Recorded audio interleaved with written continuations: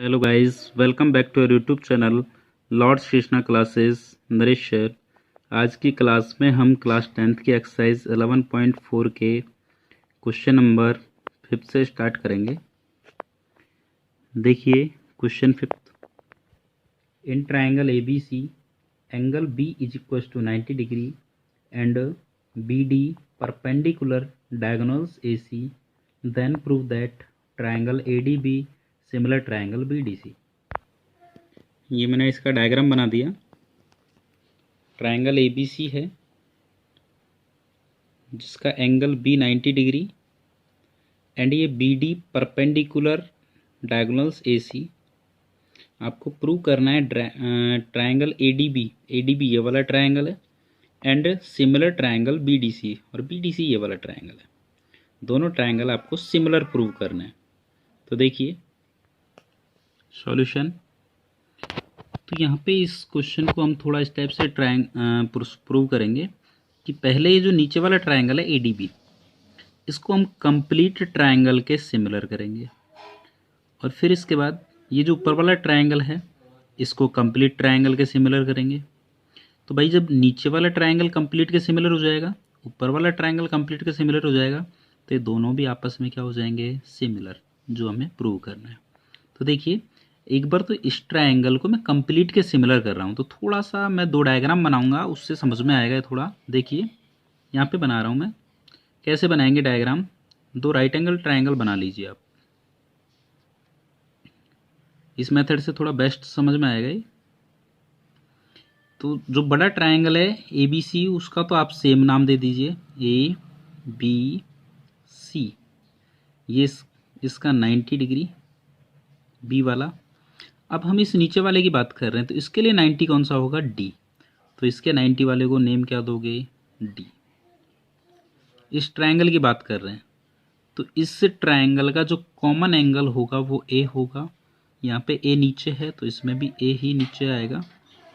अब बचा कौन सा एंगल, बी। ध्यान दीजिए, इस ट्राइंगल और इस कंप्लीट ट्राइंगल का जो कॉमन एंगल है वो ये वाला होगा, ए। ठीक है। अब इन दोनों ट्राइंगल्स को सिमिलर करने के लिए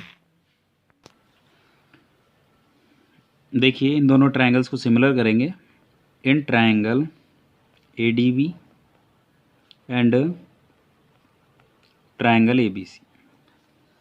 तो सबसे first angle A D B is equal to angle A B C 90 degree and angle A is equal to angle A common.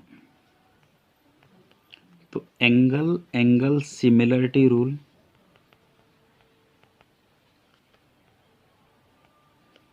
Triangle A D B similar triangle A B C. Equation first कह दो इसको। अब देखिए ये तो हमने किया है इस नीचे वाले ट्राइंगल को कंप्लीट के सिमिलर। अब हम इस ऊपर वाले ट्राइंगल को कंप्लीट के सिमिलर कर सकते हैं। ऊपर वाले का नाम हो जाएगा बी डी सी। उसके लिए मैं डायग्राम बना रहा हूँ दोनों के, थोड़ा सा ध्यान दीजिए। दो राइट एंगल ट्राइंगल बना लीजिए।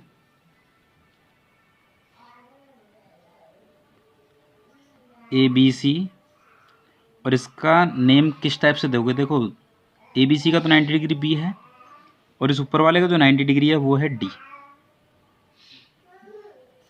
कॉमन एंगल सी हो जाएगा, क्योंकि देखिए बड़े वाले के लिए और इस ऊपर वाले के लिए कॉमन एंगल सी हो जाएगा। बचा कौन सा, बी। वो नाम दे देंगे हम यहाँ पे। In triangle B D C and triangle A B सी,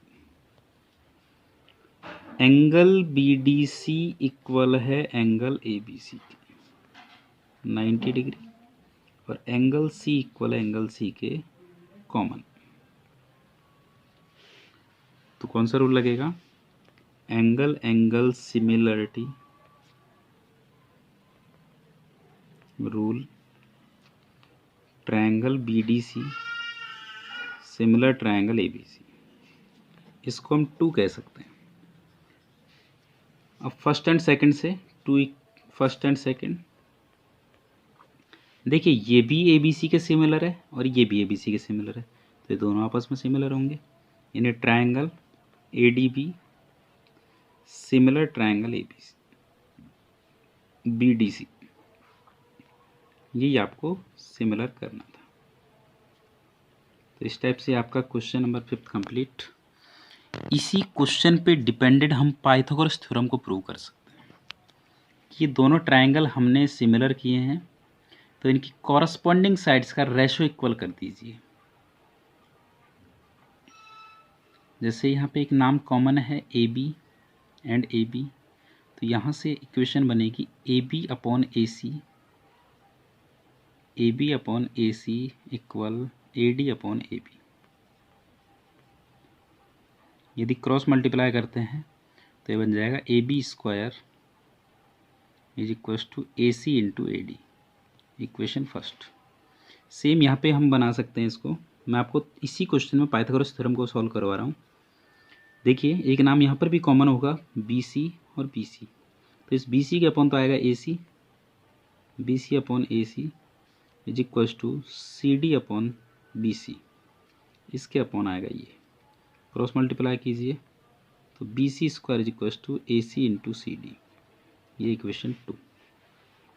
अब फर्स्ट में 2 को प्लस कर दीजिए तो LHS में LHS प्लस होता है, AB square plus BC square is equal to AC into AD, AC into CD, दोनों में से कॉमन क्या आ रहा है AC, जब हम प्लस कर रहे हैं तो AD प्लस CD हो जाएगा, AB square plus BC square is equal to AC into AD में CD को प्लस करो बड़े डायग्राम में, AD में CD को प्लस करेंगे क्या बनेगा AC, तो ये आ जाएगा AC, तो AB square plus BC square is equal to AC into AC square. तो ये आपकी पाइथागोरस थ्योरम प्रूव। तो हमने एक ही क्वेश्चन में 2 क्वेश्चन कंप्लीट कर लिए। अब इस चैप्टर का लास्ट क्वेश्चन नंबर 6 बचा हुआ है। देखिए question 6, prove that area of an equilateral triangle form one side of a square is equal to the half of the area of the equilateral triangles constructed on its diagonals. देखिए diagram बनाया हुआ है, तो ये आपका एक square है ABCD, तो एक इक्विलेटरल ट्रायंगल तो इसकी साइड पर बनाया हुआ है, ये तीनों साइड इक्वल होंगी, और एक इसके डायगोनल्स पर बनाया हुआ मीन्स ये तीनों साइड इक्वल होंगी। अब आपसे वो कह रहा है कि इसकी जो साइड पर ट्रायंगल बन रहा है उसका एरिया इसके डायगोनल्स पर बने हुए एरिया का, ट्रायंगल के एरिया का हाफ होगा, ये आपको प्रूव करना है। तो देखिए solution, let the side of square be x centimetre, यानी इस स्क्वायर की साइड कितनी है x सेंटीमीटर, मीन्स देखिए भाई ये भी x होगी, ये भी x होगी, ये भी x और ये भी x, तो x की स्क्वायर की चारों साइड इक्वल होती हैं। अब थोड़ा ध्यान दीजिए, ये इक्विलेटरल ट्रायंगल है, इसकी साइड पे बना हुआ है, तो ये x है तो ये भी कितनी होंगी x इक्वल होंगी। तो हम ये कह सकते हैं side of equilateral triangle CDE is equal to x centimetre. तो area of CDE is equal to, देखिए इक्विलेटरल ट्रायंगल का फॉर्मूला होता है √3/4 साइड स्क्वायर, साइड क्या है इसकी x है तो x स्क्वायर, इक्वेशन फर्स्ट। ये तो आपके इस ट्रायंगल की साइड एरिया आ गया। अब हमें इस ट्रायंगल का निकालना है, तो इसकी साइड तो पता होनी चाहिए भाई, तो इसके लिए देखिए हम इस स्क्वायर का डायगोनल्स निकालते हैं, ये स्क्वायर का डायगोनल्स है, diagonal of square ABCD, square के डायगोनल्स का फॉर्मूला होता है √2 मल्टीप्लाई साइड, तो √2 और साइड क्या है x, ये होगी side of equilateral triangle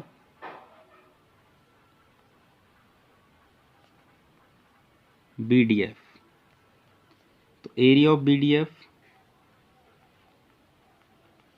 is equal to formula √3/4 side square यानी √2x का होल स्क्वायर, इक्वेशन 2। अब देखिए मैं क्या कर रहा हूँ, इक्वेशन फर्स्ट को 2 से डिवाइड कर रहा हूँ। Equation first divided by equation 2। LHS में LHS का डिवाइड लगता है, means area of CDE upon area of BDF is equal to RHS में RHS का √3/4 x², और ये हो जाएगा √3/4 इंटू, देखिए √2 का स्क्वायर 2, x का square x square, x square से x स्क्वायर कट जाएगा, इससे ये कट जाएगा। तो area of CDE upon area of BDF is equal to 1/2। ये डिवाइड में है, मैं ट्रांसफ़र कर रहा हूँ RHS में, तो area of CDE is equal to 1/2 area of BDF। ये आपका प्रूफ, आपको यही प्रूव करना था। ये हमारा 11 चैप्टर कंप्लीट। इससे पहले की जो वीडियोस हैं 11 चैप्टर की, उनका लिंक आपको डिस्क्रिप्शन में दिया हुआ है। यदि आपने नहीं पढ़ी हैं तो वहाँ जाकर पढ़ सकते हो।